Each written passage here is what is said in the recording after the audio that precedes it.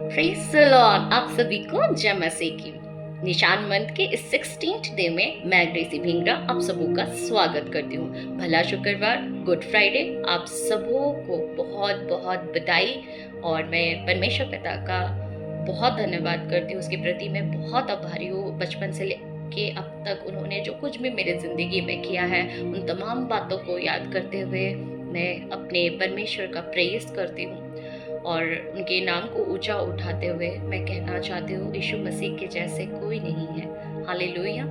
और उन्होंने जो कुछ भी मेरी ज़िंदगी में किया है, जितने लोगों को परमेश्वर ने मेरी ज़िंदगी में रखा है जो परमेश्वर की ओर से है, वो तमाम godly leaders, women of God, man of God, जितने भी मेरे मेंटर्स हैं, जो भी पास्टर है, मैं हर एक के जीवन से जिनसे मैं परमेश्वर के विषय में सीख पाई हूँ और मैं उन पे बढ़ पा रही हूँ, तो ये भी परमेश्वर का प्रेम है। इसलिए मैं यीशु के नाम से आप सभी को ब्लेस करती हूँ। Thank you for everything. मैं आपके जीवन से सीखती हूँ और बहुत कुछ जो है मैं परमेश्वर के वचन से भी सीखने पाई हूँ और I am really grateful to each and every one of you, है ना। और मैं गुड फ्राइडे के दिन में मैं तमाम बातों का, परमेश्वर का उपकार, परमेश्वर की ज़िंदगी को निहार रही थी, उसके क्रूस के कार्य को देख रही थी, उसके बलिदान, the finished work of the cross, सारी चीज़ों को मैं ध्यान में रखते हुए मैं जब परमेश्वर से बात करी थी, तो परमेश्वर ने एक बात मुझे दिखाया और मुझे कहा कि इज़राइली जो थे वो भी मेरे कामों को देखते थे, परंतु मूसा मेरे गद्दियों को जानता था। आज क्रूस से एक मैसेज है, सिर्फ क्रूस में मेरे कामों को या मेरे बलिदानों को मत देखो, ये देखो कि यीशु मसीह कौन है और वो कैसी जिंदगी जीता था। यीशु का जीवन बलिदान सिर्फ 6 घंटे के ऊपर मैसेज नहीं है ना। 33.5 years, approx like 37 to 39 years जो पृथ्वी में उन्होंने काटा, वो कैसी जिंदगी जीते थे। तो ये गुड फ्राइडे मुझे प्रेरित कर रहा है कि मैं यीशु के कार्यों से ऊपर यीशु के बारे, उसकी ज़िंदगी में क्या हुआ, उसे मैं फोकस करूं। एंड मेरा जो टॉपिक है, यीशु नासरी कौन है, कैसी ज़िंदगी उन्होंने जिया। जब हम यूहन्ना चैप्टर नंबर 18 वर्स 7 एंड 8 को हम देखते हैं, वहाँ पे लिखा हुआ है, तब उसने फिर उनसे पूछा, तुम किसको ढूंढते हो? वे बोले, यीशु नासरी को। यीशु ने उत्तर दिया, मैं तुमसे कह चुका हूँ कि मैं हूँ। यदि मुझे ढूंढते हो तो इन्हें जाने दो। वाह, what a line, such a blessed line. इसमें मैं यीशु मसीह को एक चरवाहे के तौर पर देख रही हूँ, जहाँ वो अपने भेड़ों के सामने आते हैं। जब भी भेड़िया को देख करके भला चरवाहा क्या करता है, वो हमारे आगे आ जाता है और हमें पीछे कर देता है ना। और वही जगह जब मैं फर्स्ट एडम को देखती हूँ, वो क्या करता है, जब विपत्ति को देखता है, परमेश्वर जब उसे सवाल करते हैं उसके मिस्टेक को लेकर के, वो क्या करता है, वो ब्लेम को हवा पर लगाता है। हवा क्या करती है, वो उस ब्लेम को सरपेंट पर लगाती है ना। लेकिन हम यहाँ पे क्या देख रहे हैं कि भले ही यीशु मसीह के लाइफ में आगे वे ऑफ द क्रॉस रखा हुआ था, लेकिन अभी भी उन्हें लोगों को बचाना, छुटकारा देना, वो यही बातों में पाए जा रहे थे। यीशु हमेशा हमारे आगे आगे चाहते हैं, है ना। चाहे जितनी भी हमारे राह पर तूफान हो, उसे शांत करने या शैतान के हर एक जलते तीरों को बुझाने के लिए।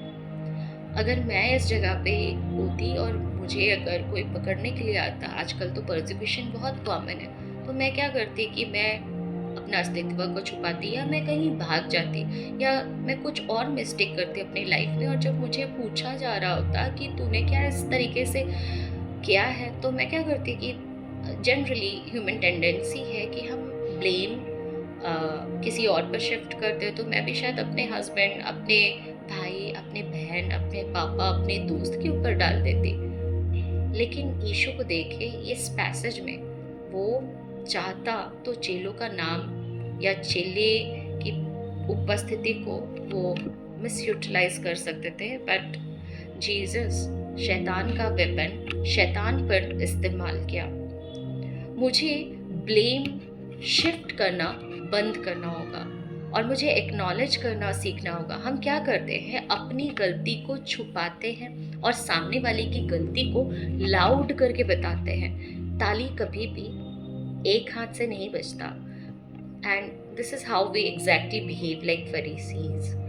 फरीसी क्या करते थे, हार्ड रूल्स को अपने ऊपर ना लेकर दूसरों के ऊपर थोपते थे। अपनी गलतियों की रिस्पॉन्सिबिलिटीज को समझे, है ना।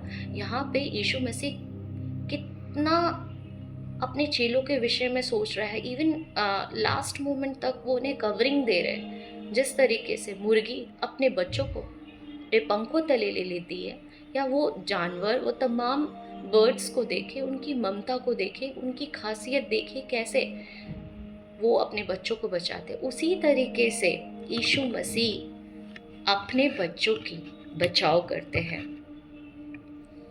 यीशु का जगह मेरी जिंदगी में कोई भी नहीं लेनी चाहिए। ना मेरा हस्बैंड, ना मेरे पिता, ना मेरे भाई, ना मेरा परिवार, ना कोई पास्टर्स, ना कोई leaders. Jesus is my high priest. Jesus is my good shepherd. अब जब हम जॉन 10 में देखते हैं, वहाँ पे हायरिंग की बात होती है, जहाँ भेड़ों के ऊपर किसी को नियुक्त किया जाता है और वो हायर किया जाता है, और वो तब तक के लिए वो भेड़ों की रखवाली करते हैं। जैसे कि लीडर्स होंगे, जैसे कि चर्च में पास्टर्स होंगे। तो कई बार जब परसिक्यूशन होता है, मैं क्या देखती हूँ कि बहुत सारे लोग अपने कलीसिया से दूर कहीं और चले जाते हैं एंड फ़ोन भी ऑफ कर देते हैं, न्यू नंबर्स लेते हैं। तो इस तरीके से अगर देखा जाए हायरिंग के विषय में, तो they are not the true shepherd, है ना। फाइनली सारे लीडर्स जो चर्च को, कलीसिया को, लोगों को जो है my people, my sheep, my church बोलते हैं, एक दिन उनको, यीशु को, सारे लोगों को उनको सौंपना होगा। तब कोई माय चर्च, माय शीप बोलने वाला भी नहीं रहेगा। चर्च के लिए खून किसने बहाया? यीशु ने। तो भेड़ किसकी हुई? यीशु की। Hallelujah. So come in relationship with God. Stop shifting blame on others. Acknowledge करना सीखे, यस इट्स माय फॉल्ट, है ना। कितना टाइम लगा मुझे बोलने के लिए, yes I admit my errors, है ना। और यहाँ हम देखते हैं, अभी पकड़ने वाले आए हैं, उस वक्त उनको तब भी याद है कि मुझे चेलों को प्रोटेक्शन कवरिंग देनी है, अपनी जान की परवाह किए बिना, है ना। क्रूज पर भी हम सेम देखते हैं। क्रूज पर हम यीशु को क्या देखते हैं कि वो अपनी माँ के अकेलेपन को समझते हुए अपने परिवार की जिम्मेदारी यूहन्ना को सौंप कर जाते हैं। क्या यीशु की तरह हम अपने घर के अच्छे प्रबंधक हैं? क्या आप हमेशा अपने परिवार को लहू की कवरिंग में लाते हैं, लाइक अ प्रीस्ट, जब दिन की शुरुआत होती है और जब रात को हम सोने के लिए जाते हैं? तो मैं इन बातों को स्मरण कर रही थी, तो मुझे मेरी मदर इन लॉ का छवि नज़र आया। She was a government teacher, और उस समय में सारे लोगों के पास उतनी सुविधाएं नहीं थी। और मेरी जो मदर इन लॉ है, वो जहाँ स्कूल में पढ़ाने जाती थी, वो उसका नाम है बेल पहाड़, और उस पहाड़ में वो अपने घर से अपना रास्ता जब स्टार्ट करती होगी तो वो पैदल चल के जाती थी। लेकिन क्योंकि just because she is working, ऐसा नहीं है कि वो अपने घर की दायित्व को नहीं संभालती थी। इनफैक्ट उनके 3 बच्चों के लिए और अपने परिवार में जो रहते थे सबके लिए वो रोटी बनाती थी। एंड रोटी बनाना इजी नहीं है। ब्रेकफास्ट, लंच सब कुछ करके अपनी सारी जिम्मेदारी को अच्छे से निभा के वो क्या करती थी, वो स्कूल जाती थी, वो वर्किंग थी। फिर वहाँ से जब वापस घर आती थी चल के, फिर उसके बाद फिर अपने कामों में लग जाती थी। इस तरीके से मैं देख सकती हूँ कि वो अपने घर की एक अच्छी प्रबंधक थी। यीशु भी पहले अपने मिनिस्ट्री के काम में हाथ नहीं डाले। वो एक कारपेंटर थे, घर का देखरेख करते थे। बचपन में वो अपनी अर्थली पेरेंट्स की अधीनता में थे। जीसस अपनी माँ, पिता, यूसुफ, उसके भाई बहने या उनके साथ जितने भी कोवर्कर्स थे, उनके सामने हमारे यीशु मसीह की गवाही बहुत ही प्योर थी। प्रभु ने हमें जहाँ पर भी रखा है, क्या हम उनके अधीनता में आते हैं? घर के अंदर हमारी गवाही कैसी है? क्या हम अपने माता पिता के अधीन हैं? अगर मॉम डैड नहीं है तो क्या जिन सीनियर्स के हाथ में प्रभु ने रखा है उनके अधीन है? जब बाहर निकलते हैं दोस्तों के बीच में, दूसरे भाई बहनों के बीच में, हमारी गवाही कैसी है?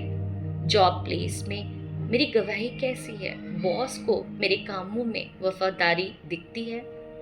कलीसिया में जहाँ परमेश्वर ने मुझे प्लांट किया है, उन मैन ऑफ गॉड, उन वुमेन ऑफ गॉड के नज़र में मेरी गवाही कैसी है? क्या वह मुझे यीशु की तरह मेहनती, विश्वास योग्यता बेटी या विश्वास योग्यता बेटा के तौर पर क्या वो मुझे देख पा रहे हैं? आज हमारा विवेक शुद्ध है?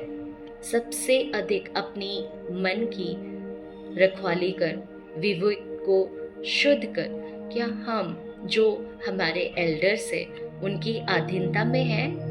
जब वो हमें मना करते हैं तो क्या हम उनकी बात मानते हैं या हम अपना चलाते हैं? Jesus way of the cross में अपनी चला सकते थे और दूसरा अपनी पेन, अपना सफरिंग घटा सकते थे, परंतु उन्होंने ऐसा नहीं किया।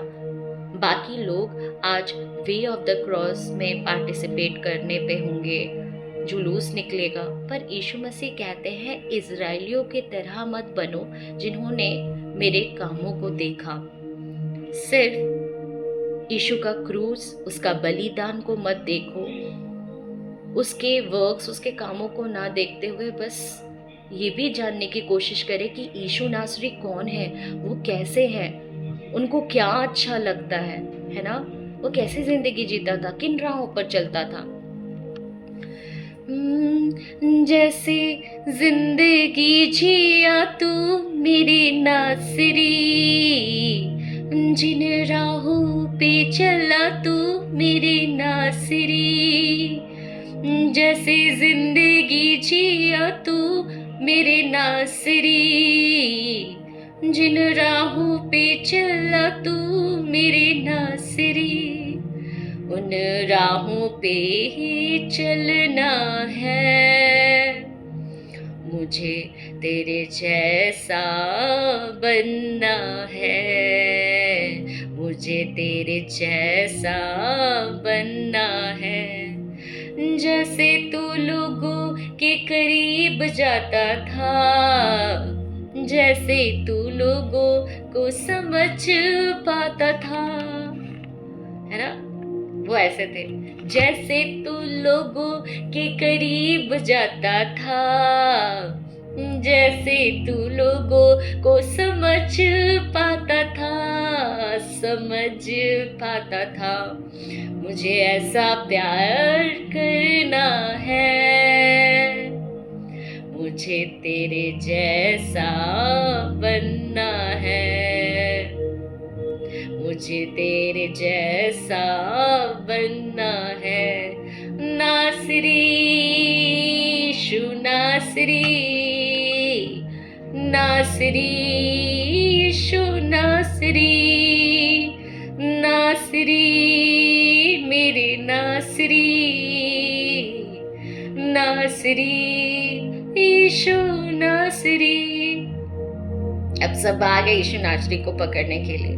परसिक्यूशन को देखकर आज पास्टर भाग जाते हैं, फोन नंबर चेंज कर लेते हैं। यहाँ यीशु कहते हैं मेरे चेलों को कुछ ना करो। Wow, amazing. शैतान के वेपन से ही शैतान को मारो। यीशु दाऊद पुत्र भी है। उत्पत्ति 3 उसका 15 में, और मैं तेरे और इस स्त्री के बीच में और तेरे वंश और इसके वंश के बीच में बैर उत्पन्न करूंगा, वह तेरे सिर को कुचलेगा। है ना, यहाँ पे लिखा हुआ कि तेरे सिर को कुचल डालेगा और तू उसकी एड़ी को डसेगा। सी, दाऊद गोलियत को उसके ही तलवार से उसके सर को उसके धड़ से अलग करता है, और दाऊद के हाथ में जो पत्थर था उसका निशाना गोलियत के सर पर ही था। तो ये प्रॉफिटिकली जो है पहला शामिल 1750 उसके 51 में पूरा हुआ। अतः दाऊद ने फिलिस्ती पर गोफन और एक ही पत्थर के द्वारा प्रबल होकर उसे मार डाला। हालेलुया। परंतु दाऊद के हाथ में तलवार न थी। तब दाऊद दौड़कर फिलिस्ती के ऊपर खड़ा हो गया और उसकी तलवार पकड़कर मयान से खींची और उसको घात किया और उसका सिर उसी तलवार से काट डाला। यह देखकर कि हमारा वीर मर गया, फिलिस्ती भाग गए। और 54 में लिखा है, और दाऊद फिलिस्ती का सर यरूशलेम में ले गया और उसके हथियार अपने डेरे में रख लिया। उसके बाद दाऊद क्या करते हैं, वो गोलियत के सर को लेकर के अपने साथ यरूशलेम ले जाते हैं और खोपड़ी के पहाड़ यानी गोलगत्था में गाड़ दिया था। और यीशु मसीह को भी गोलगत्था पहाड़ में क्रूस पर चढ़ाया गया था।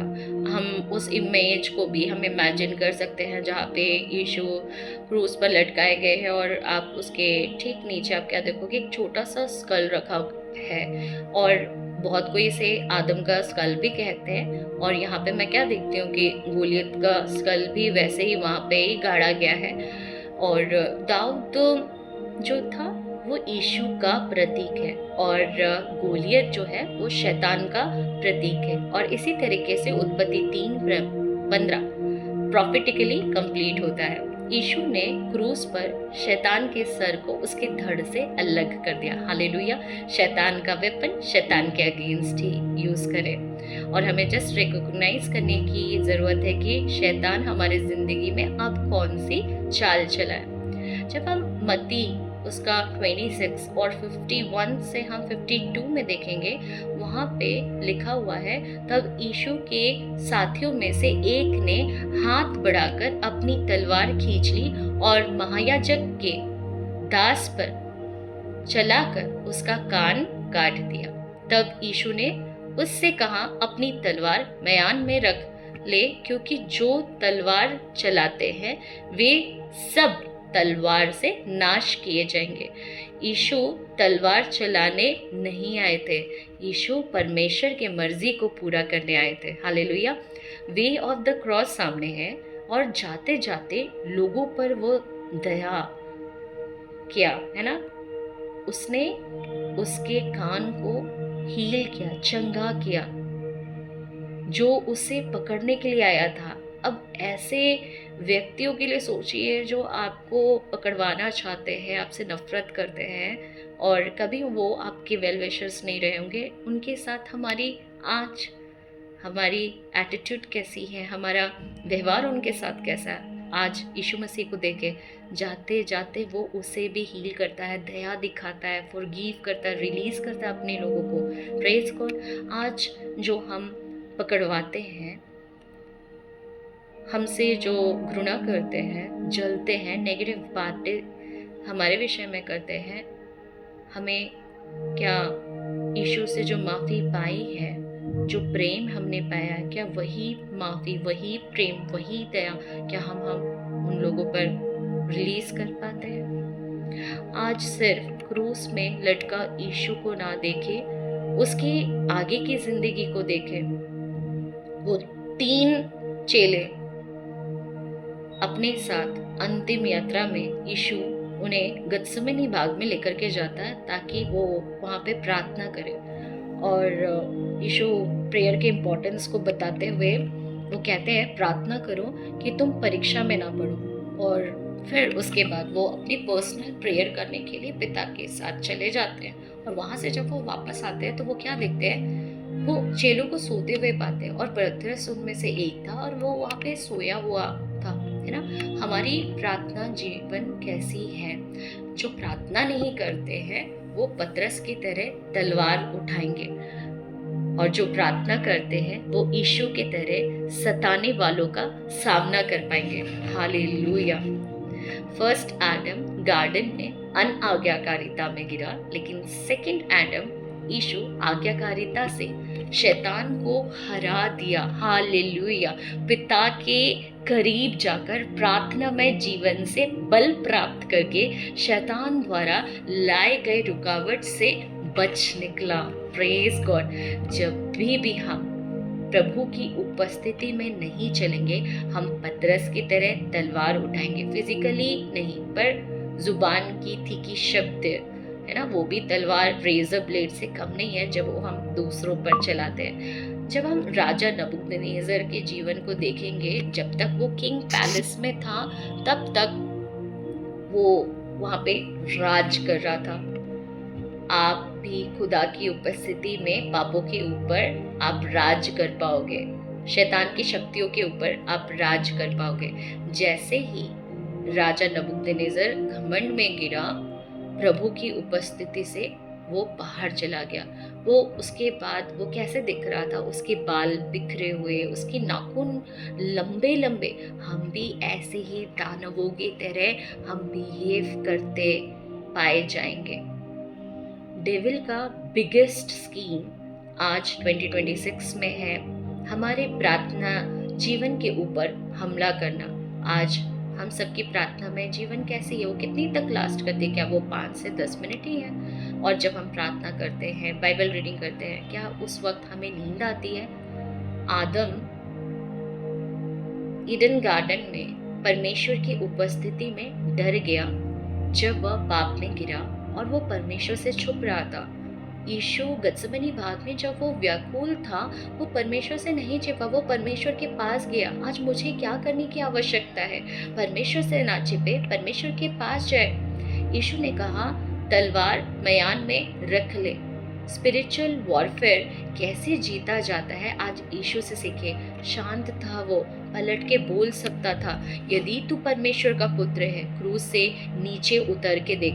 यीशु ऐसा नहीं बोल रहे हैं तुम किससे बात कर रहे हो, या फिर ऐसा नहीं कह रहे कि तुम जानते नहीं कि मैं कौन हूँ, मेरे पहुँच कहाँ तक है। हम होते तो हम इसी तरीके से हम बात करते, लेकिन आज हमें समझना है कि तुम एक भाव के समान हो, जो आज है कल नहीं होंगे। इसी तरीके से जब बहुत सारे ओहदे में जितने भी लीडर्स हैं, उन्हें बस उनका जो टाइटल है वो बस ले करके देखिए और बस नाम से पुकार के देखना, तब देखिएगा कि कितने कोई यीशु जैसे स्वभाव दिखा पाते हैं। और वही जगह अगर हम यीशु को पूछेंगे कि यीशु आप कौन हो, तो वो पता है क्या बोलेंगे? वो बोलेंगे मैं यीशु नासरी हूँ। पतरस यीशु का इनकार 3 बार करता है, और जब कभी हम गिरे तो इस बात का याद रखिएगा कि वो कितनी टाइम्स गिरा, 3 टाइम्स, और यीशु मसीह ने उसे 3 टाइम्स रिस्टोर किया, यानी कि उसके पास उतनी क्षमताएं हैं। Praise God. मैं भी कितनी बार अपने जीवन में भाग गई थी जीसस को छोड़ के, कितनी बार, उतनी बार परमेश्वर ने मुझे उठाया है। अगर मैं 7 बार गिरूँ तो मुझे उठाने के लिए पवित्र आत्मा वो वही उपस्थित है ना। बस मुझे एडमिट करने की आवश्यकता है। और मैं क्या देखती हूँ कि जॉन 21 जब मैं पढ़ रही थी 15 से 17, मैं सारा नहीं पढ़ूंगी, बट जैसे पतरस और जीसस का जो कन्वर्सेशन है, मैं इसे यहाँ पे दिखाना चाहती हूँ। यीशु मसीह पतरस को पहली बार क्या पूछता है कि क्या हे शमून, क्या तू इनसे बढ़कर मुझसे प्रेम रखता है? तो वो कहता है हाँ प्रभु, तू तो जानता है कि मैं तुझसे प्रीति रखता हूँ। तब प्रभु कहते हैं कि मेरे मेमने को चरा। इसी तरीके से सेकंड टाइम जब उन्हें क्वेश्चन पूछा जाता है कि तू जानता है, ऐसा करके वो परमेश्वर को कहता है कि हाँ मैं तुझसे प्रीति करता हूँ, और उस वक्त भी सेम क्वेश्चन पूछा गया था। तब यीशु मसीह उससे क्या कहता है कि मेरी भेड़ों की रखवाली कर। उसके बाद थर्ड टाइम जब उसे पूछा जाता है क्या तू मुझसे प्रीति रखता है, तो पतरस क्या बोलता है कि हाँ मैं तुझसे प्रीति रखता हूँ प्रभु। और उस वक्त उसे क्या कहता है कि मेरी भेड़ों को चरा। एक जगह कहते हैं कि भेड़ों की रखवाली कर, एक जगह कहते हैं कि भेड़ों को चरा, एक जगह कहते हैं मेरे मेमने को चरा। और हर जगह जितनी बार पूछा जा रहा है कि क्या तू मुझसे प्रेम करती है, ये बोलता है हाँ हाँ हाँ हाँ मैं प्रेम करता हूँ, प्रीति रखता हूँ। तो ना ये जो मैं प्रीति रखता हूँ, ये सेंटेंस आज मेरी लाइन्स बदल जानी चाहिए। जैसे हम लोग गीतों में गाते हैं, मैं तुझसे प्यार करता हूँ, मैं तुझसे प्यार करता हूँ यीशु। तो यीशु का जब ये संदेश मेरे पास पहुंचा, बड़ा ओवर कॉन्फिडेंटली बोलती है कि मुझसे प्यार करती है, तो आज मेरी लाइन्स चेंज हो गई है और मैं अब बोलती हूँ यीशु मुझसे प्रेम करते हैं, यीशु मुझसे प्रेम करते हैं, यीशु मुझसे प्रेम करते हैं। हालेलुया, है ना। Action speaks louder than word. तो मैं क्या देख रही थी कि यीशु मसीह कह सकते हैं कि हाँ वो मुझसे प्रेम करते हैं, क्योंकि वो अपने एक्शंस क्रूज में करके दिखा चुके हैं, है ना। मैं जो हूँ अनफेथफुल हो सकती हूँ, मैं लड़खड़ा सकती हूँ, लेकिन यीशु मसीह बाप रे इज सो फेथफुल। तो विश्वास कर्म बिना अधूरा है, लव एक्शंस में आज मुझे दिख रहा है, इसलिए मेरी लाइंस चेंज हो गई है। यीशु भी बोलते हैं तुम होठों से तो मेरा आदर करते हो, परंतु तुम्हारा मन मुझसे दूर है। आज जब भी परमेश्वर बिहाइंड द सीन होकर के जब हमारे साथ काम करते हैं और हमारे लिए हमारे परिवार की बचाव करते हैं, तो मुझे उस साइंस उनके बॉडी लैंग्वेजेस को, उनके इशारों को भी मुझे समझना है। Praise God. होली स्पिरिट ने कहा जीसस का जो क्रूसिफिकेशन है, it's not only about Jesus sacrifice but Yeshu तेरे लिए कौन है, ऐसा उन्होंने मुझे बोला। तो मेरे लिए यीशु मसीह कौन है?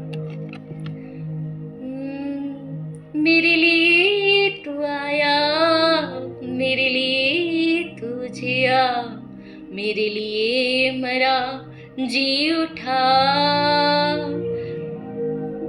मेरे लिए तू आया, मेरे लिए तू जिया, मेरे लिए मरा जी उठा। सब कहे दोस्त है तू मेरा, प्यार है तू मेरा, दोस्त है तू मेरा यीशु। अभी मैं बोल सकती हूँ तू मुझसे प्यार करता है, आई एम श्योर तू मुझसे प्यार करता है यीशु। मैं गिर सकती हूँ इसलिए मैं नहीं बोल रही हूँ कि मैं तुझसे प्यार करती हूँ, नो, वो मुझसे प्यार करता है, वो मुझसे प्यार करता है, वो मुझसे प्यार करता है यीशु। ओ यीशु की कुर्बानी धन्य है वो मेमना, वो निष्कलंक मेमना। हालेलुया। अब आप समझ गए ना कि जो यीशु का मिशन था वही आपका मिशन, पर्पस, गोल होना चाहिए। जो परमेश्वर का वारिस है वो पिता के राज्य का भार उठाता है और उसे पूरा करता है, उसे बढ़ाता है। यीशु ने आपको अपने लहू से खरीदा है। अब ये स्टेटमेंट को हम ध्यान से पढ़ेंगे।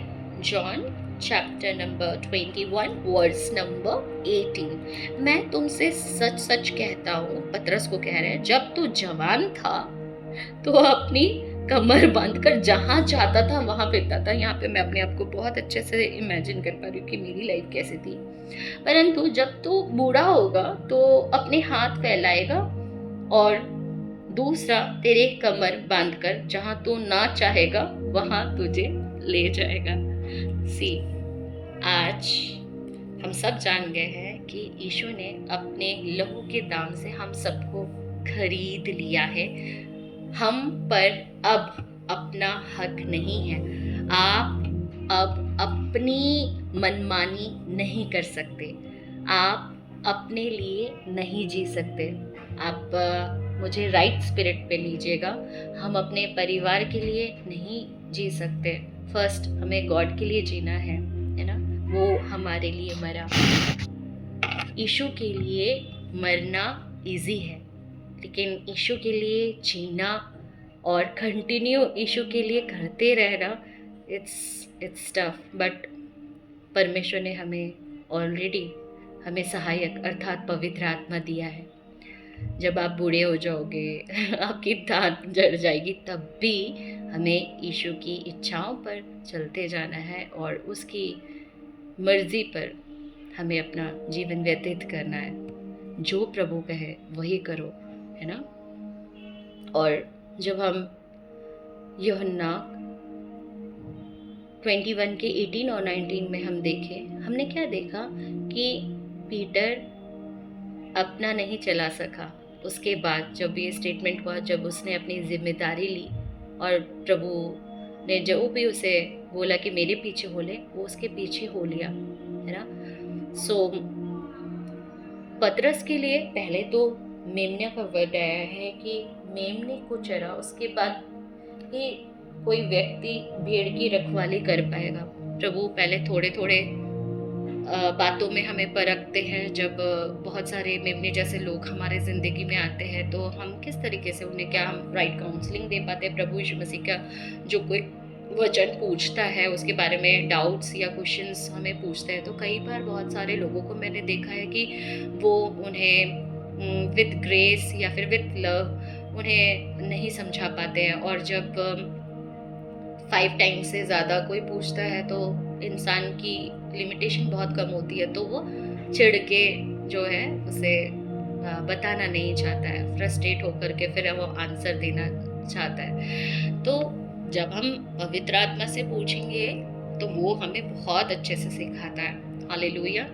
तो हमें हमेशा लंबा लेवल का नहीं देखिए, मसीही जीवन ना छोटी छोटी बातों में प्रभु हमें देखते हैं। और दाऊद के विषय में अगर हम देखें तो राजा दाऊद बाद में बना, सबसे पहले वो अपने घर में वो क्या था, वो एक शेफर्ड था, है ना। उसे तब कोई नहीं पूछता होगा, वो उस वक्त परमेश्वर उसके जीवन को बहुत अच्छे से देख रहे होंगे कि किस तरीके से वो भेड़ों की एक एक भेड़ों की रक्षा रखवाली करता था। उसके बाद परमेश्वर ने उसको राजा बनाया।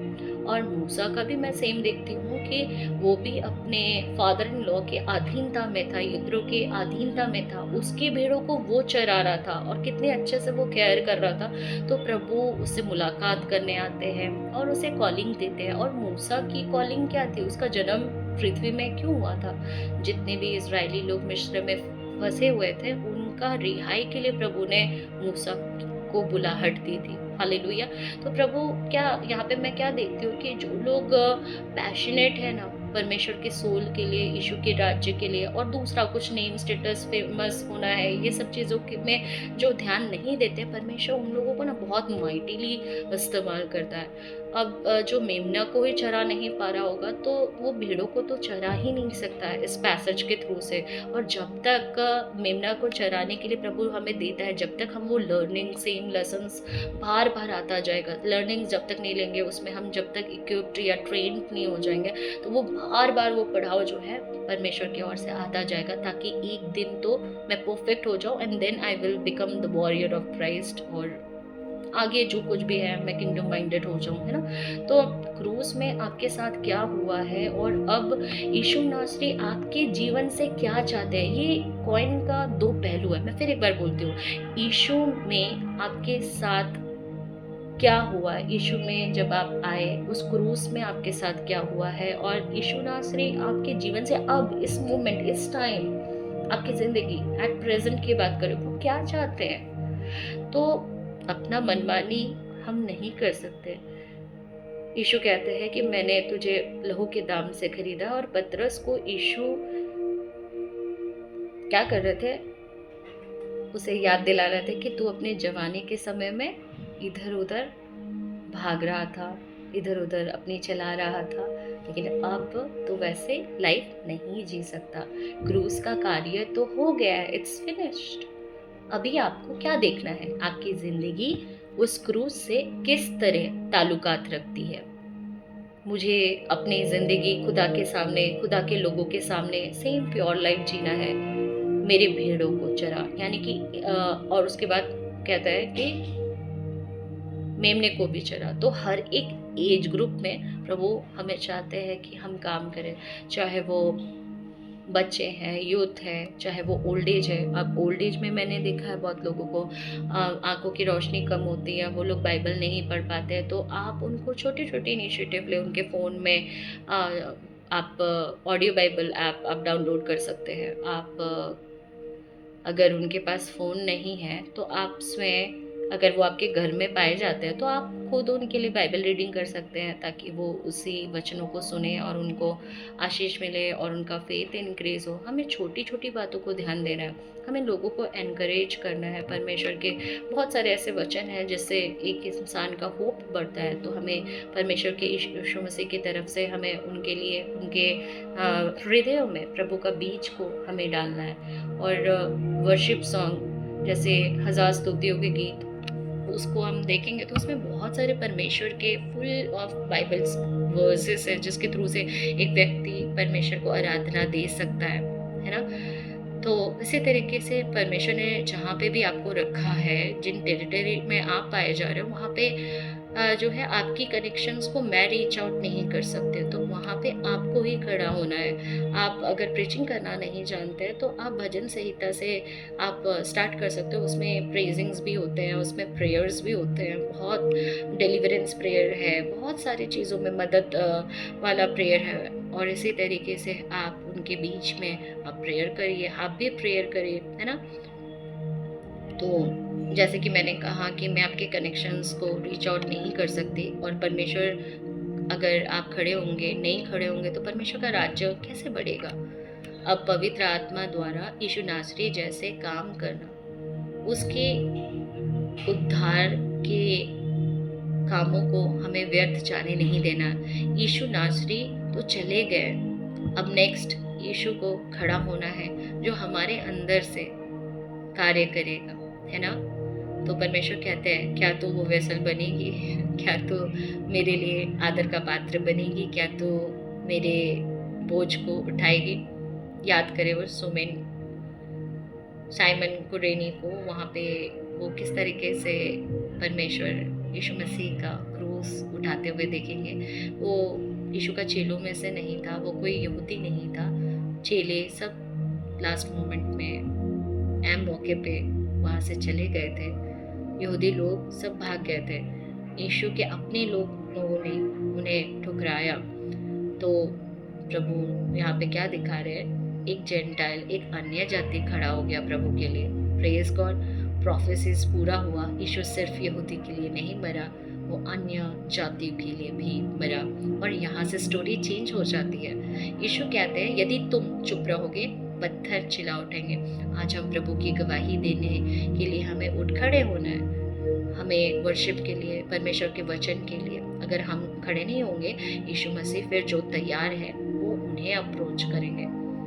हम प्रार्थना कर सकते हैं प्रभु के कमिंग के लिए, चर्च के रिवाइवल्स के लिए, प्रभु की दुल्हन तैयार होने पर। उस चीज़ के लिए हम इस तरीके से छोटे छोटे कार्यों को करते हुए हम परमेश्वर के राज्य में हम हो सकते हैं। जब आप गिरते हो, पतरस भी बोलता था मैं तुझसे प्यार करता हूँ, पर लाजरस की बहनों को देखे किस तरीके से वो यीशु मसीह को जानती थी और कैसे संदेश भिजवाती है कि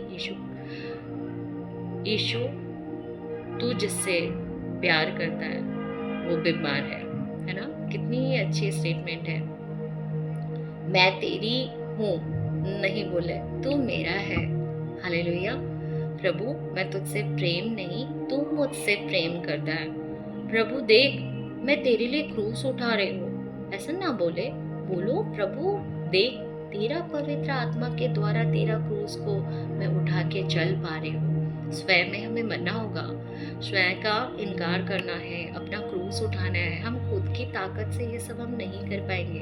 only by the grace of God. जो प्रार्थना नहीं करते वो ऑफेंडेड होंगे, गुस्सा होंगे, गाली गलौज करेंगे, घर पे तलवार चलाएंगे, यीशु का इनकार करेंगे, लाइक पतरस, है ना। लेकिन देखिए यीशु मसीह को किस तरीके से पतरस ने भले ही यीशु का इनकार किया, लेकिन वो नहीं बोला। यीशु आपको कभी नहीं भूलते। Thank you Lord, thank you Jesus. अभी हम मत्ती 27 उसका 15 में पढ़ेंगे। यहाँ पे लिखा हुआ है, हाकिम की यह रीति थी कि उस पर्व में लोगों के लिए किसी एक बंदी को जिसे वे चाहते थे छोड़ देते थे। उस समय उनके यहाँ बरब्बा नामक एक माना हुआ बंदी था। और हम क्या देखते हैं कि यीशु इतने किंगडम माइंडेड है कि जाते जाते वो इस व्यक्ति बरब्बा को उसने क्या किया, छुटकारा दिया। Praise God. बरब्बा को, यीशु को जो मसीह कहलाता है, रिहाई मिल गई। यीशु क्रूसिफिकेशन, उसे ज़्यादा यह देखो कि यीशु कौन है, यीशु को हम क्या करते देख रहे हैं। आज यीशु हमें कितनी सारी आशाएं देते जा रहे हैं और हमें किस तरीके से इन बातों को स्मरण करते हुए हमें जानना है कि हमारा यीशु कौन है।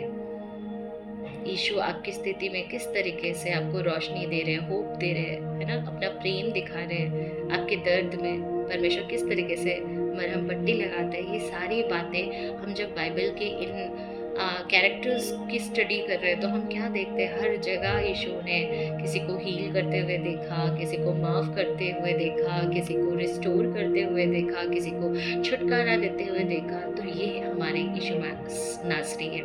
यह आपका जन्म सिद्ध अधिकार है, आप भी मांग सकते हो कि हमारी जो लाइफ है, हमारी लाइफ कोई भी एक्सीडेंटल डेथ या कोई बीमारी या सिकनेसेस से मेरी मौत नहीं होगी। ये आप अपने ऊपर प्रोफेसाई कर सकते हैं यीशु मसीह के नाम से। मेरी जो ज़िंदगी पे जोर किसका होगा, वो सिर्फ, वो अधिकार किसका होगा, सिर्फ यीशु नासरी का। मुझे यीशु के अलावा कोई और छूने ना पाए यीशु के नाम से। आज मरने से पहले सबको यीशु में ज़िंदगी देने की आवश्यकता है। जैसे यीशु जाते जाते सबको ज़िंदगी दे गया। किसी का ठोकर का कारण का रीज़न मुझे नहीं बनना है। जब कोई आपको पसंद करता है और आपको वो सिग्नल्स दे रहा है, आपको समझ में भी आ गया, तो मेरी प्यारी बहनों, आप किसी को जो है ना पाप में गिराने का रीज़न मत बनो, स्टम्बलिंग ब्लॉक का रीज़न मत बनो, दूसरे लड़कों को होप मत दो। जब आपको पता है कि आप कमिटमेंट नहीं दे सकते शादी के लिए, तो हमें उनके साथ टाइम पास भी नहीं करना है ना। हम जीसस के लाइफ से देखते हैं कि वो कभी भी किसी की इमोशंस के साथ नहीं खिलवाड़ करता है। और सेम गोज विथ मेरे प्यारे भाइयों, आप भी लड़कियों के इमोशंस के साथ, फीलिंग के साथ ना खेलें। आप कभी भी किसी का पाप में गिरने का रीज़न मत बनना, स्टम्बलिंग ब्लॉक का रीज़न मत बनो, किंगडम बिल्डर्स का रीज़न बनो। पता है, पतरस पाप में गिरा, उसने सच्ची पश्चाताप कर ली, लेकिन यहूदा जब पाप में गिरा तो वो सच्ची पश्चाताप नहीं कर पाया। कई बार कोई जो एडल्टरी में गिर जाते हैं तो वो प्रभु से ना मुंह छिपाते हैं, सीक्रेट सिन है ना, तो वो प्रभु के सामने, लोगों के सामने वो इतराते हैं। तो आप कहीं से भी गिरे क्यों ना हो, आज मैं प्रभु यीशु मसीह के नाम से कहती हूँ कि अगर आप मान लेते हो प्रभु आज भी कार्यरत है, वो आज भी आपको फॉरगिवनेस रिलीज कर सकता है, वो आपको अपनाने के लिए तैयार है। यीशु उसके पास भी गए थे, है ना। यीशु किसके पास गए थे? यहूदा इस्करियोती के पास गए थे। उसके पाँव को अच्छे से उसने धोया। यीशु ने जो यहूदा उसको पकड़ने वाला है, वो ये जानते हुए भी उसने कोई कसर नहीं छोड़ी। उसका व्यवहार सारे चेलों के प्रति सेम था। जब उसका मन दूषित हो गया था तो आप क्या देखोगे कि यहूदा इस्करियोती यीशु को ना रब्बी कहते हैं, वो लॉर्ड करके नहीं डिनोट करता है। तो वो इस तरीके से गिरा था अपने हृदय में। आप देखो उसकी दिल इतनी विवेक उसकी इतनी अशुद्ध हो गई है कि आप वो ना, जब भी हम वहाँ पे अपने विवेक में गिर जाते हैं ना, तो एक व्यक्ति ना सच्ची तरीके से पश्चाताप नहीं कर पाता है। मूसा के मिलाप वाले तंबू में जब हम देखेंगे तो वहाँ पे हम क्या देखते थे कि लेवी गोत्र के जो लोग थे उनको ही अपॉइंट किया जाता था कि वो परमेश्वर के कामों को करें। तो मैंने यीशु को ना एक क्वेश्चन पूछा, तो लेवी गोत्र के लोग जो है वो चोजन वंस थे और वो परमेश्वर के कामों के लिए नियुक्त किए गए थे, और उनके अलावा कोई और वो मिलाप वाले तंबू के अंदर जा नहीं सकता था। तो मैंने ना यीशु को पूछा, तो यहूदा के गोत्रों को क्यों चुना? पता है, जब यीशु ने मुझे इसका उत्तर दिया वो इतना अमेजिंग था। कहते हैं कि यहूदा व्यभिचार में गिर गया था ग्रेसी, वो भी अपनी डॉटर इन लॉ के साथ, जिनका नाम तोमार है। तो इसलिए आज अगर कोई व्यक्ति व्यभिचार में गिर जाता है, उस पाप में गिर जाता है, तो वो वहाँ से भी मुझे पुकार पाए, वहाँ से भी जो है मैं उसको छुटकारा दे सकता हूँ। और उन्होंने बोला, see I choose tribe of Judah. और दाऊद भी व्यभिचार में गिरा था, लेकिन फिर भी प्रभु ने उसी का लिनियाज में से मैं होकर के आऊँगा, उसने वो वादा निभाया, है ना। व्यभिचार गिर गया, पाप में गिर गया, इसका मतलब उसे चूज नहीं करूँगा, मैं वहाँ से निकल के नहीं आऊँगा, ऐसा उसने अपनी इच्छा चाहते तो बदल सकते थे, बट उन्होंने ऐसा नहीं किया। और जब हम यीशु के वंशावली में पढ़ेंगे तो वहाँ पे भी मुझे राहब वेश्या का नाम मुझे दिखाई दिया। तो प्रभु यही दिखा रहे कि see people of God, there is hope in Christ. हम अगर कहीं से क्यों ना गिरे, कितनी ऊंचाई से भी क्यों ना गिरे, there is a hope in Jesus. अगर आप अपने सारे पापों से मन फिराते हैं, परमेश्वर आपको स्वीकार करते हैं। क्रूस पर जो हाथ फैलाया हुआ परमेश्वर का, उस पोस्टर को याद करते हुए देखें कि परमेश्वर आपसे प्रेम करते हैं। जब हम अपनी गलतियों को मानते हैं ना, वो हमें हमारी गलतियों से मुक्त भी कर सकता है, वो हमें गले लगाने के लिए तैयार है। और we all are forgiven by the blood of Yeshu. Praise God. आपके अपराध जितने भी लाल रंग के क्यों ना हो, परमेश्वर सामर्थ्य है, वो मुक्तिदाता है। यीशु आपसे प्रेम करते हैं। परमेश्वर के राज्य में आप सबों का स्वागत है। यदि आप उस पर विश्वास करते हैं और अपने पापों को आपने मान लिया है और उससे मन फिराना चाहते हैं, तो यीशु आपको निश्चय छुटकारा देगा। आप बरअब्बा को ही देख लो। बरअब्बा के साथ आप अभी हमने देखा कि किस तरीके से यहूदा माफ़ किया गया, दाऊद माफ़ किया गया। अब बरअब्बा की बारी। उस सुबह बरअब्बा क्या सोचता होगा, वो अपराधी या सोच के जागा होगा कि आज मेरी मौत होने वाली है, लेकिन शाम तक वाओ आई एम फ्री वो आज़ाद था। क्रूस में क्या एक्सचेंज हुआ है, वो बरअब्बा से अच्छा ना कोई और एक्सप्लेन नहीं कर सकता। बिकॉज जीसस की अदला बदली ना सबसे पहले बरअब्बा के साथ हुई थी, है ना। क्राउड ने बरअब्बा को मांगा और यीशु के लिए क्या कहा था, इसे क्रूस पर चढ़ा। किस तरीके से जीसस उसे भी जाते जाते रिहा करते गए, है ना, आज़ाद करते गए। Praise God. जब हम मत्ती उसका 27 और 30 में हम देखेंगे, वहाँ पे मैं क्या देखती हूँ कि आइए हम 29 को देखें।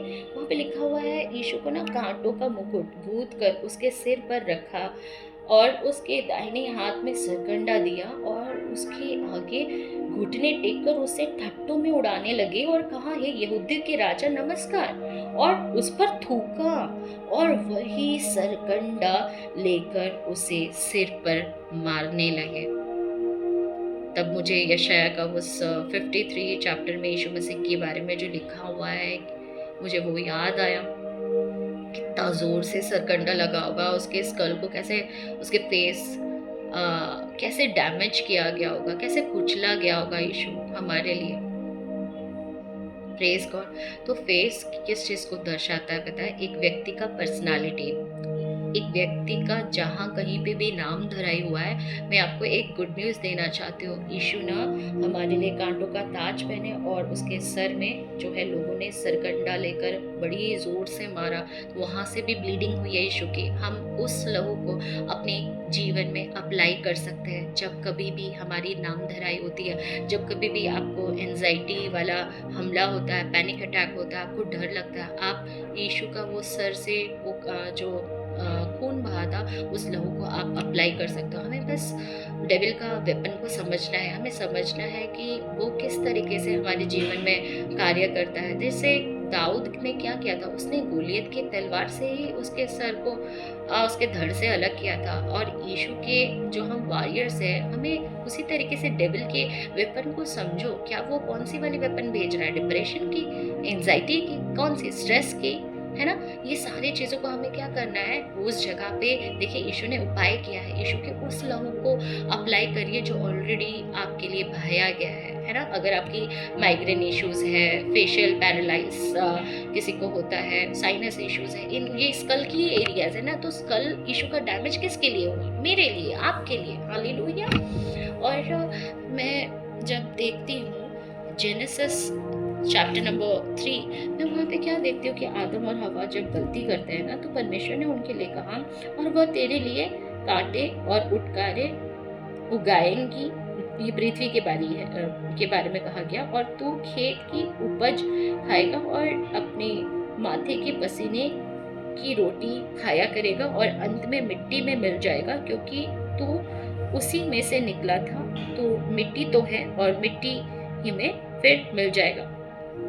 तो यहाँ पे प्रभु ने तो यहाँ पे बोला इंसानों के लिए, एडमिक लोगों के लिए कहा है कि तुम मिट्टी में मिल जाओगे। बट पता है हमारा यीशु मसीह, जो कोई यीशु मसीह पर विश्वास करता है, हमारी जो है ये एंडिंग इतनी बुरी नहीं होगी। आपको पता है जितने लोग यीशु मसीह में सोए हैं, अब हम मिट्टी में मिल तो गए हैं, बट आपको क्या पता है हमें ना एक प्रभु ने हमारे लिए एक बड़ा ही स्पेशल योजना है उनका, कि हम जब यीशु मसीह हमें लेने के लिए आएंगे ना, तो जितने भी मुर्दे हैं जो यीशु में सोए हैं वो फिर जिलाए जाएंगे और नाशवान देह को एक अविनाशी देह मिलने पे। ये हमारे लिए है, जो कोई यीशु में आता है उसे इन बातों में यीशु अनंत जीवन देने वाले परमेश्वर है। तो मेरे लिए तो ये स्पेशल है।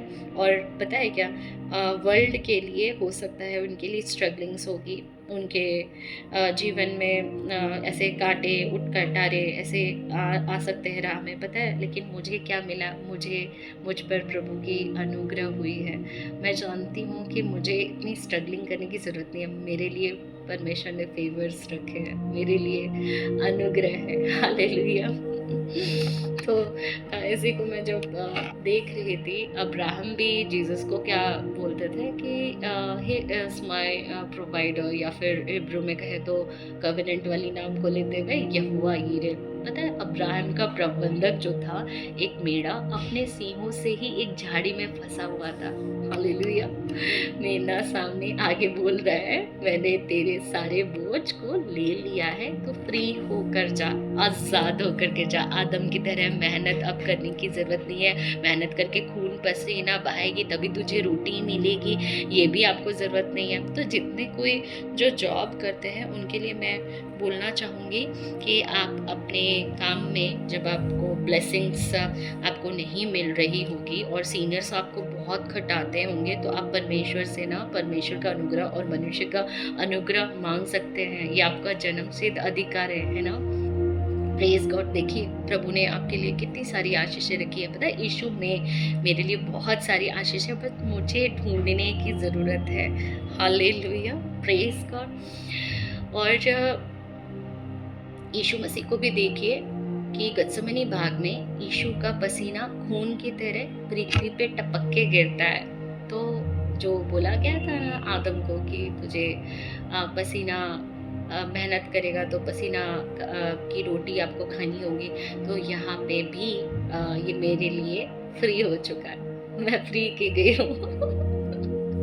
यीशु का पसीना खून की तरह वो जो बह रहा था वो मेरे लिए था कि ग्रेसी अब से मेरे अनुग्रह में होकर के, मेरे अनंत जीवन मुझ में होकर के वो अपनी ज़िंदगी जिएगी और उसके लिए कोई स्ट्रगलिंग नहीं है। वहाँ वर्ल्ड के लिए स्ट्रगलिंग हो सकता है लेकिन मेरे लिए स्ट्रगलिंग नहीं है, मेरे लिए फेवर है। मुझ पर हुई है कृपा, बेकार न जाने दो। एगोनी वो व्याकुल था, लेकिन देखिए जाते जाते मेरे बच्चों के लिए वो कितना सिक्योरिटी है यीशु में, वो सब कुछ रिहा करते गया। और यहाँ पे भी जीसस कामयाब हो गए। शैतान का वेपन उसी के अगेंस्ट उसने कर दिया। आदम के लिए जो ये मेहनत करके पसीना टपका के ही उसे फल की रोटी मिलेगी, जो डेविल ने ये षड्यंत्र रचा था, शैतान उससे जीत नहीं पाया यीशु मसीह से, और जीसस ने उसके काम को जो है कराटा जवाब उसे देते हैं। Praise God. गत्समनी भाग में ये हो चुका है। सो बधाई। परमेश्वर आदम जात को जब तक तू मेहनत करके पसीना ना बहा ले तुझे रोटी नहीं मिलेगी, लेकिन यीशु ना मेरे लिए जीवन की रोटी है। वो स्वर्ग से मेरे लिए उतर चुका है ना। अब वो जीवन देने के लिए आया था। अब जो यीशु मसीह में है उनके लिए कोई स्ट्रगलिंग नहीं है ना। Thank you Jesus, thank you Lord. Yeshu में हमारे लिए सारे उपाय हो चुके हैं। हर जगह प्रोविज़न मिल चुका है, इसका आप बिलीव रखिए। बस आपको जो प्रोवाइड ऑलरेडी हो चुका उसको बस आपको ढूँढना होता है। हम हार्ड वर्क करके काम नहीं करते हैं, स्ट्रगलिंग करके मैं तो नहीं काम करती हूँ। मैं प्रभु से प्रार्थना करती हूँ और जैसे है ना कि जिसे प्यास लगता है ना वो कुएं के पास जाता है, और बहुत कोई क्या करता है जिन्हें पता नहीं कि पानी कहाँ से निकलेगा, वो हर जगह वो मेहनत कर करके कुआं खोदने की कोशिश करते हैं कि अब यहाँ से पानी मिलेगा, अब वहाँ से पानी मिलेगा। लेकिन जो प्रभु की आवाज़, जैसे कि इसाक के बारे में आप देखोगे तो उसको ना आवाज़ पता चलता था कि कहाँ पे पानी की आवाज़ पता चल रही है, और वो ना जगह बताता था कि यहाँ पे ही खोदो। हमें आज वैसे बनना है। मैं तो अनुग्रह से ही जीवन जीना चाहूँगी। मुझे स्ट्रगलिंग करके ऐसे हरी हुई ज़िंदगी मुझे नहीं जीनी है। मैं अननेसेसरी चीज़ों में भी, मैं बहुत सारी चीज़ों में मेहनत नहीं करती हूँ। जहाँ मेहनत मुझे करना चाहिए मैं उन जगह में आपको दिखाई दूँगी। यीशु में जुड़े रहने के लिए जो मेहनत करना चाहिए आप मुझे उन बातों में देखोगे, है ना? अभी पसीना बहा के खाने की आवश्यकता नहीं है, मुझे उसके अनुग्रह में आनंद मनाने की आवश्यकता है। उसे समझिए जो आपके लिए ऑलरेडी उपाय हो चुका है, बस आपको वही उपाय जो हुआ है उस ग्रेस में होकर के आपको जीना है ना। शैतान दिखाएगा, है ना, कि अभी इस चीज़ के लिए मेहनत कर, तेरे को पसीना बहाना होगा। उसे बोलिए ये मेरी बात नहीं है, मैं बूढ़ा लेकर के यहाँ पे अपने सर पर उठा के खड़े होने की मुझे आवश्यकता नहीं है। उसे कहे प्रभु मुझे खिलाएगा, प्रभु मुझे पिलाएगा, यहोवा यीरे इज माई प्रोवाइडर। अब तो प्रभु जहाँ रखे मुझे, राह में अगर वो है ना पैसेज लिखा हुआ, राह में कोई बटवा कपड़े पकड़ने की आवश्यकता नहीं है। It's a way of saying Bible is like a poetic language. इसका मतलब क्या है पता है? तेरी निर्भरता मुझ पर हो। गुरैया मर के गिरता है वो भी यीशु को पता चल जाता है, तो क्या मेरे पिता को क्या पता नहीं चलेगा कि मेरी आवश्यकता क्या है? क्यों मुझे भीख मांगने की आवश्यकता है? नहीं ना। ठोकर वाली जिंदगी मेरी होगी क्या? नहीं ना। जो क्रूस में हुआ है बस वो अधिकार इस्तेमाल करने की आवश्यकता है। शैतान ने आपका बहुत समय, बहुत साल चोरी कर लिया। हम परेशान रहते थे। इवन मैं अपनी बात कर रही हूँ, migraine pain, sinus, my goodness, मेरी जिंदगी झंड थी। किस तरीके से मैं जिंदगी जी रही थी माय लॉर्ड। उसके बाद जब यीशु मसीह मुझे मिले, मुझे उसके अनुग्रह के बारे में पता चला। अब मैं उसके अनुग्रह में होकर के जीती हूँ। अभी हम देखेंगे यीशु का क्रूस पर चढ़ाया जाना, और क्रूस पर पहुंचने से पहले बाकी बातों को भी थोड़ा रिवाइज कर लेते हैं। बरअब्बा का रिप्लेसमेंट यीशु ने कर दिया, है ना। जाते जाते उसको आजाद करते गए। किसी को पाप में गिराने की आपको स्टम्बलिंग ब्लॉक का वो रीजन नहीं बनना है। आप यीशु के तरह जाते जाते सबके साथ भला करते जाए। अपने परिवार को भी आप सिखाए कि जब मैं मर रहा हूँगा या मर जाऊँगा उस वक्त रोना नहीं, आनंदित रहना, ये याद करना कि जैसे कि मैं बोलूँगी कि ग्रेसी कैसे स्माइल करती थी, ग्रेसी कैसे लोगों को हंसाती थी, कैसे खुशियाँ बांटती थी, मेरे अच्छे पल को याद कर, है ना। तो यीशु अगर अभी चले गए हैं तो रोना नहीं, है ना। यीशु मेरे लिए क्या क्या किया उसे स्मरण करो। वो कैसे जिंदगी जीता था। जैसे मेरी मॉम प्रभु में सो गई है तो मैं उस बात के लिए मैं अफसोस नहीं करती हूँ कि वो नहीं है, मैं बेचारी। नो, वो मेरे लिए क्या क्या करती थी, मैं खुशी मन से उसको याद करती हूँ। एज अ गुड मेमोरी, उसकी मेमोरीज को मैं ताज़ा रखती हूँ। तो अब आप भी यीशु के मेमोरीज को अपने दिल में संभाल के रख सकते हो, जैसा नहीं है।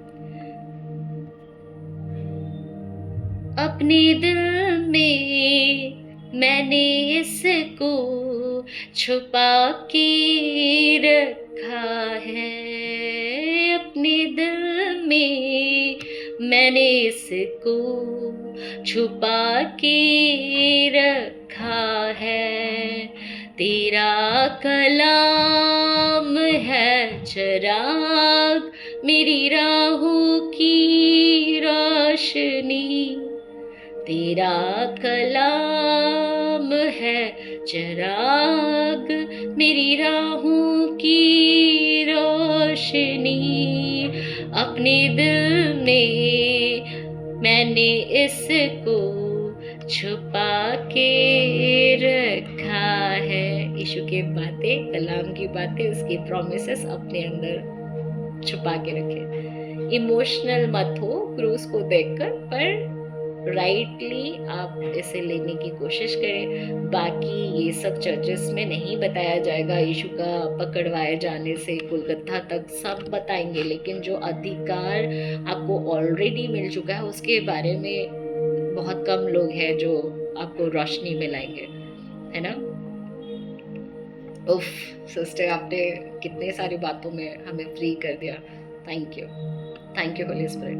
मुझे पता चल गया है अब कि यीशु सच में कितने स्पेशल है और मैं उनके लिए कितनी स्पेशल हूँ।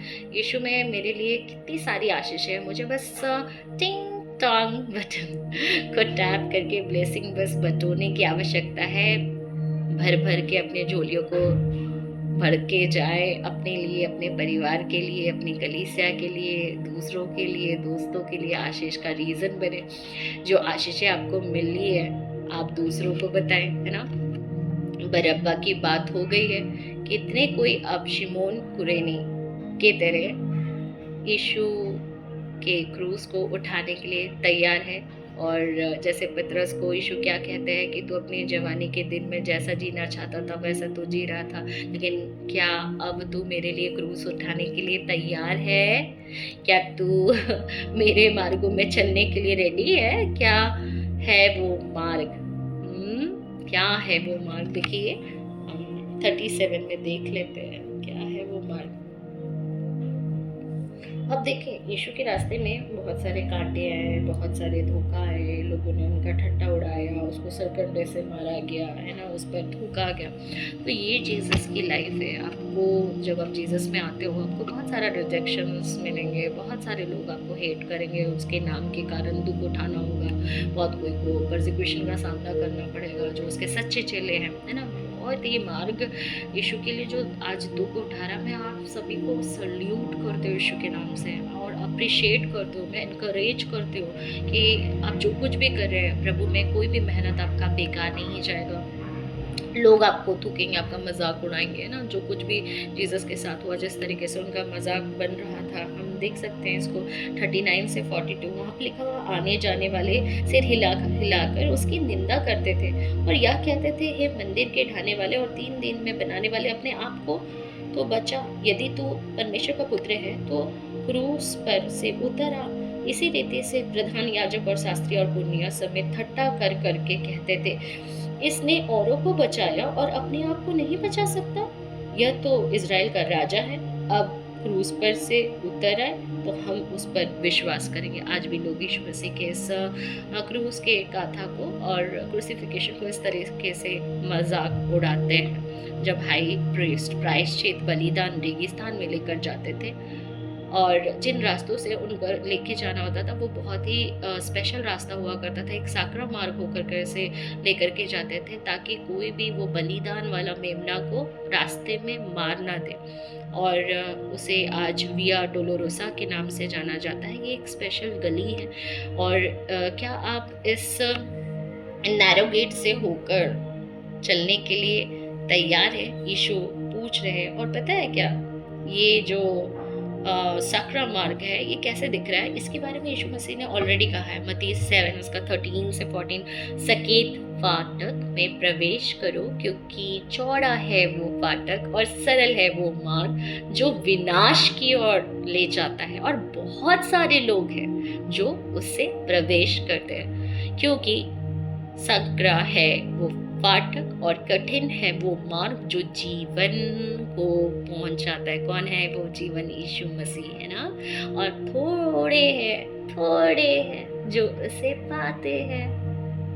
अभी हर रास्ता यीशु की ओर से नहीं है या यीशु की ओर नहीं लेकर के जा रहा। ये इतना तो आप समझ गए ना।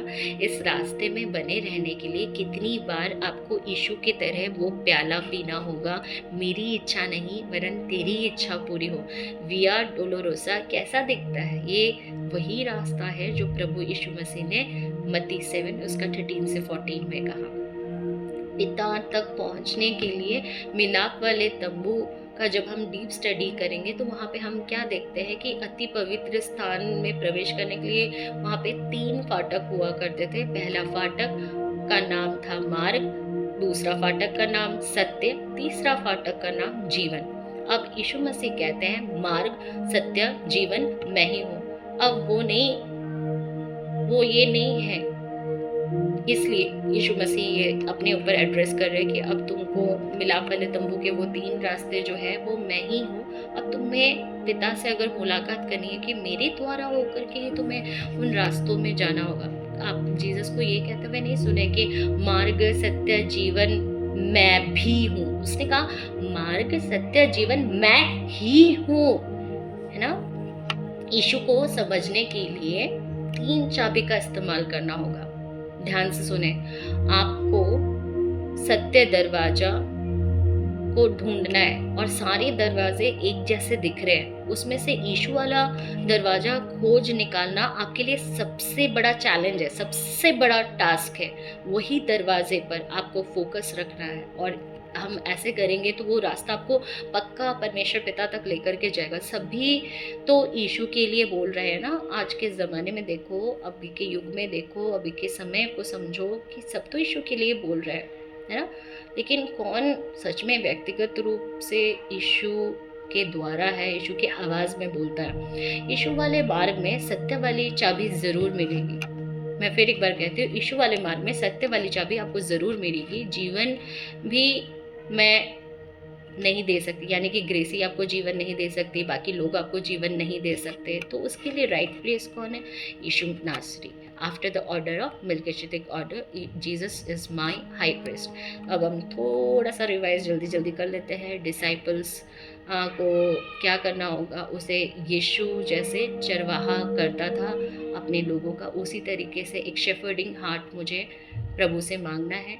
और यीशु जैसे कोई आपको समझ नहीं सकता तो आपको क्या करना होगा? आपको परमेश्वर के दरवाजे को खटखटाना है यीशु के नाम से, है ना। लोगों के पास नहीं जाते हुए हमें सबसे पहले परमेश्वर पिता के साथ हम संबंध में हैं, हमें ट्रांसपेरेंट होना है। और यीशु जो है कैसे किस तरीके से महायाजक के उस दास के दाहिने कान को वो चंगा करता है। पतरस जब 3 बार यीशु मसीह का डिनाई करता, फिर भी यीशु मसीह क्या करते हैं? उसे रिस्टोर करते हैं। बरअब्बा को जाते जाते छुड़ाया, किस तरीके से उसे बचाया। अब बारी है कैफा की। जाते जाते एक महायाजक कैफा यीशु को आइडेंटिफाई कर लेता है और क्या करता है? वो अपने कपड़े को फाड़ देता है। जब हम मरकुस उसका 14:61 और 61 से हम 63 में देखेंगे, वहाँ पे लिखा हुआ है, परंतु वह मौन साधे रहा और कुछ उत्तर ना दिया। महायाजक ने उससे फिर पूछा, क्या तो उस परम धन्य का पुत्र मसीह? देखिए यीशु क्या आंसर देते। यीशु ने कहा, हाँ मैं हूँ, और तुम मनुष्य के पुत्र को स्वर्ग शक्तिमान के दाहिने ओर बैठे और आकाश के बादलों के साथ आते देखोगे। तब महायाजक ने अपने वस्त्र फाड़कर कहा, अब हमें गवाहों का क्या प्रयोजन है? ये बहुत सारी बातें, इवन भीड़ और वहाँ पे जो चेले हैं वो इस बात को समझ नहीं पाए, लेकिन यहाँ पे जो कैफा समझ गया था, परमेश्वर ने जो उसे रिवील किया था, ये बाकी को नहीं पता। जब मैं लय व्यवस्था पढ़ूंगी वहाँ पे 21 का 10 में लिखा हुआ है, जो अपने भाइयों में महायाजक हो, जिसके सिर पर अभिषेक का तेल डाला गया हो और जिसका पवित्र वस्त्र को पहनने के लिए संस्कार हुआ हो, वह अपने सिर के बाल बिखरने ना दे और ना अपने वस्त्र फाड़े। पर कैफा, आप ऐसा क्यों किया? आपने, आपकी संस्कार हो चुकी है, अभिषेक महायाजक जैसे हुआ है, आप क्यों कपड़े फाड़े? आपको ये रूल्स पता था ना कि आपको कपड़े आप फाड़ नहीं सकते। और इसका उत्तर क्या पता? कैफा यीशु को पहचान गया था as a high priest after the order of Melchizedek, है ना। अपनी याजकपन को यीशु को वो हैंड ओवर कर देता है। इसके बाद इसकी पूरी फैमिली, आप देखोगे प्रेरितों के काम 6 उसके 7 में वो लोग यीशु को अपनाते हैं। और वचन कहता है प्रेरितों के काम 6 उसका 7, और परमेश्वर का वचन फैलता गया और यरूशलेम में चेलों की गिनती बहुत बढ़ती गई और याजकों का एक बड़ा समाज। कैफा कौन था? महायाजक था। यहाँ क्या लिखा हुआ? याजकों का एक बड़ा समाज इस मत में अधीन हो गया और they became the disciples of Jesus. मैं बिलीव करती हूँ जब कैफा उस वक्त कपड़े फाड़ रहा था, वो ये बोल रहा था उसकी पवित्र उपस्थिति में कि मैं तेरे योग्य नहीं हूँ, है ना। वो महायाजक था ना, और उसने एक महायाजक को अपने पास पहुंचा। आज बहुत कोई अपने नेम स्टेटस पोजीशन के पीछे है, बहुत कोई मिनिस्ट्री के पीछे है, और जब यीशु मसीह को कोई देखता है ना, वहाँ पे यीशु के अलावा मिनिस्ट्री भी जो है ना वो कुछ भी नहीं है उसके सामने। यीशु बस वही उपस्थिति में जब उसकी झरना बहती है ना, तो जो वो प्रेमिका जो होगी ना वो कैसे दिखेगी, वो दुल्हन कैसे दिखेगी, बस वो यीशु में बस वो छोड़ के ना जाए, ऐसा वो उसको पकड़ के ग्रिप करके रखती है। तो यीशु को जो कोड़े मार रहे थे, और कैसा था, कोड़े मारने से पीछे पीठ जो है वो उसका मांस को निकाल के ले जाता था, और जीसस का 49 एंड ऑल्सो +1 जो वहाँ पे सैनिक था, मरने के बाद उसने किया वो भाला घोपा, तो 39 + 1 39 + 1 40। तो मैं क्या देखती हूँ कि जीसस को जितना जगह पे मारा गया, चाहे वो 2 हाथ है, 2 पाँव है, या पीछे का पीठ का हिस्सा है, सर का हिस्सा है ना, तो जो भी जहाँ से भी प्रभु की लहू बहा है वो हमारे लिए, वो हमारे सिचुएशन के ऊपर, लहू के ऊपर आप विश्वास करोगे तो वो कार्यरत भी होता है। तो हमें इस तरीके से जो है प्रभु के कार्य को समझना है, और क्रूस में मेरे लिए क्या हुआ है वो समझ के जब मैं वैसे ज़िंदगी जीती हूँ तो एक व्यक्ति का ज़िंदगी ट्रांसफॉर्म हो जाता है। अब बहुत कोई कन्फेशंस डिक्लेरेशंस तोता की तरह बोलते हैं, लेकिन जब इसे व्यक्ति समझता है ना, बेसिक फाउंडेशन उसकी स्ट्रॉन्ग होती है, उसके बाद वो सुपर स्ट्रक्चर रखता है, तो उसकी ज़िंदगी ना बड़ी ही डिफरेंट एंड सुपर नेचुरल होती है। आपको पता है एक टाइम निकोदेमस भी मन से दूर दूर से यीशु को जो है उसका पीछा कर रहा था, क्योंकि वो एक कम्युनिटी में था, फरीसी कम्युनिटी, और फरीसी लोग जीसस को हेट करते थे, उसको पसंद नहीं करते थे, तो ये पर्सनली सबके सामने पब्लिकली वो यीशु के लिए स्टैंड नहीं ले पाता है। लेकिन आप इसे देखोगे यीशु के मर जाने के बाद, आप इसे यूहन्ना चैप्टर नंबर 3 में निकोदेमस को देखोगे, और एक आप उसको देखोगे यूहन्ना 19 में, वहाँ पे वो नज़र आता है, और यहाँ पे ये पब्लिकली जो स्टैंड लिया, ओ माय गुडनेस, इसकी जीवन को भी प्रभु बदल के चले गए। देखिए निकोदेमस का आप देखोगे 19, मैं आपके लिए पढ़ देती हूँ। यहाँ पे हम 2 व्यक्तियों के विषय में देख रहे हैं। एक है यूसुफ जो सबसे रिचेस्ट मैन था, और यीशु के मर जाने के बाद जो उसने अपनी प्रेशियस जो खबर है उसने जीसस को दिया, और वहीं पे जीसस को रखा गया, और वो एकदम ब्रांड न्यू था, उसे जो है किसी और ने यूज़ नहीं किया था। एंड यशाया 53 के हिसाब से इसके बारे में ऑलरेडी मेंशन्ड है, उसकी कब्र भी दुष्टों के संग ठहराई गई और मृत्यु के समय में वो धनवान का संगी हुआ। वो धनवान था, यदि भी उसने किसी प्रकार का उपद्रव नहीं किया था, और उसके मुंह से कभी छल की बात नहीं निकली थी। ये है मेरे यीशु नासरी, है ना, किस प्रकार का उपद्रव उसने कभी नहीं किया, उसने कभी अपना मुंह से छल की बातें कभी नहीं निकाली। ये है यीशु नासरी। तो क्यों ना हम इसमें अपना टाइम इन्वेस्ट करें, अपनी ज़िंदगी लुटाएं, उससे प्यार करें, और दुष्टों के संग वो गिना गया। तो कोई भी व्यक्ति कितना भी पाप में क्यों ना गिर जाए, चाहे वो कितना भी दुष्ट क्यों ना हो, है ना, वो कभी भी कोई भी ऐसा नहीं बोल सकता यीशु मुझे समझ नहीं सकता, मुझे इन राहों में होकर के वो मुझे निकाल नहीं सकता। हमारे यीशु मसीह इतने नीचे हैं। मैंने वो विचार वाली भी बात बताई कि यहूदा के गोत्र को चूज करता है, दाऊद के लिनियाज से आता है। क्यों? ताकि कोई भी जो व्यभिचार में गिरा है वो ऐसा नहीं बोल पाएगा कि तू मेरा दर्द नहीं समझ सकता। प्रभु तो वहाँ पे चुन करके दिखाया, तो मैं इसके योग्य हूँ कि मैं तुम्हें वहाँ से छुटकारा दे सकता हूँ। ये है हमारे यीशु नासरी। वो ऐसा नहीं बोलता है कि तुझे मेरे पास आकर के बदल के आना पड़ेगा। हमें जो है, हम उसके पास जाते हैं, वो हमें बदलता है, पवित्र आत्मा हमें बदलता है।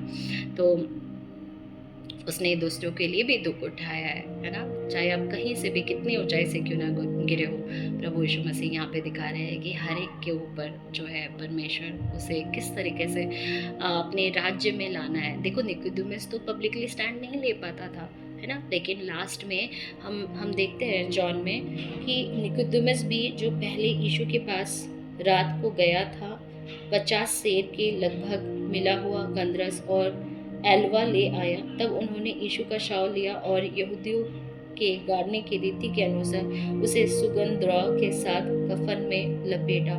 उस स्थान पर जहाँ यीशु क्रूस पर चढ़ाया गया था एक बारी थी, और उस बारी में एक नई कब्र थी जिसमें कभी कोई नहीं रखा गया था। और ये जो कब्र था, ये किसके नाम से था? ये यूसुफ के नाम से था। Praise God, hallelujah, praise. प्रभु को सारी महिमा, आदर, गौरव मिले। और आज यीशु मसीह कह रहे हैं कि क्या कोई अपना personal life, secret sinful life Yeshu को देने के लिए तैयार है? उसी तरह से यीशु आज हमें पूछ रहे हैं, कौन कौन मेरे लिए क्रूस उठाने के लिए तैयार है? कौन कौन अपने दिल में मेरे लिए जगह तैयार कर रहा है? कौन कौन मेरे मेमने को चराएगा, भेड़ों को चराएगा, मेमने की रखवाली करेगा, है ना। क्रूस में कोई तुमने अब तक कोई भी जो है यहाँ पे, उन्होंने क्या किया होगा? सिर्फ आशीष पाई होगी या आशीष ली होगी। दूसरों को आशीष देने के लिए तुम कब खड़े होगे? दूसरों के लिए आशीष बनने के लिए कितने लोग तैयार है? कितने कोई निकोदेमुस जैसे सीक्रेटली जीसस से प्रेम करते हैं और अब फाइनली वो डिसाइड करते हैं कि नहीं, अब तो मैं अपने फेथ के लिए स्टैंड लूँगी, है ना। उसने अपना कॉस्टली गंधरस जीसस को चढ़ा दिया। Praise God. और सभी वहाँ पे देख रहे थे। आंख बंद करके सोचिए, आज आपका सबसे ज़्यादा प्रेशियस क्या है? वह यीशु को दे दीजिए। आज यीशु राजा के पास आए हैं, हम खाली हाथ कैसे आ सकते हैं? वाइज मैन यीशु को क्या भेंट दिया करते थे? सोना, लोबान, गंधरस, है ना, ये सब उन लोगों ने दिया। आपके जीवन में सबसे प्रेशियस क्या है? अब्राहम के जीवन में इसाक सबसे ज़्यादा स्पेस लेकर रखा था, और आज आपके ज़िंदगी में कौन ज़्यादा स्पेस लेकर के रखा है जिसे आप यीशु को सौंपना चाहते हो? यीशु यह भी याद दिला रहे हैं कि सकरा है वो मार्ग जो यीशु का है। सब मार्ग एक जैसा लग रहा है, लेकिन यीशु कहते हैं वह मेरा नहीं है।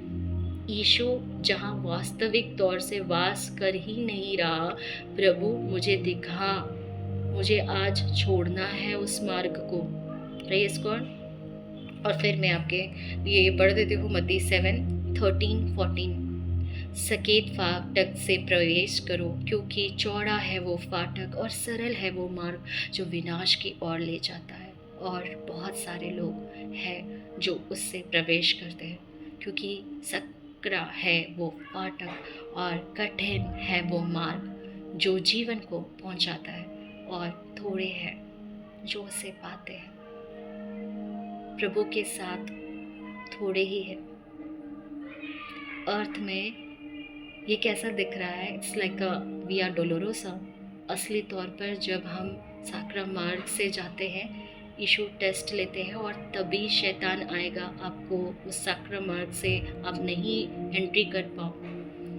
जब हम कोई दुख उठाते हैं, स्ट्रगल कर रहे होते हैं, दर्द में होते हैं, परसिक्यूशन एज अ फिजिकली या फिर स्पिरिचुअली जब हम फेस कर रहे होते हैं, तब डेविल जो है इस मार्ग से जाने के लिए आपको रोकेगा, और आप प्रार्थना करते हुए पाओगे कि प्रभु ये प्याला मेरे से हटा दे।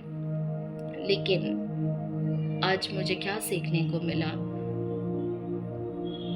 आपको जो आपका क्रूस है वह छोटा आप नहीं कर सकते। अगर वो छोटा हो गया तो परमेश्वर के रास्ते तक नहीं पहुंच पाएगा। हमें ऐसे सेल्फिश प्रेयर नहीं करना है कि प्रभु मेरे रास्ते से कांटा हटा दे। पॉल भी कर रहा था, लेकिन प्रभु ने कहा मेरी अनुग्रह तेरे लिए काफ़ी है। प्रभु से ऐसे सेल्फिश प्रेयर मत करें। यीशु तो अपना दर्द खुद कम कर सकता था, घटा सकता था, ठुकरा सकता था, इनकार कर सकता था, रिजेक्ट कर सकता था। आज यीशु इस वे ऑफ द क्रॉस से हमें क्या सिखा रहे कि तू भी इसी तरीके से कर, है ना।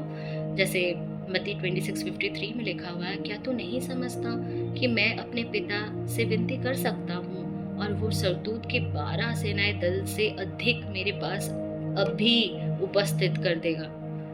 मुझे यीशु क्या सिखा रहे हैं कि क्रूस के गली को इनकार कर दे, या क्रूस के गली को अपना क्रूस उठाना सीख। अगर आज कांटों का ताज पहनाया गया है तो जीवन का मुकुट वाला दिन भी आएगा। आज अगर गुड फ्राइडे है तो रिजरेक्शन संडे भी आएगा।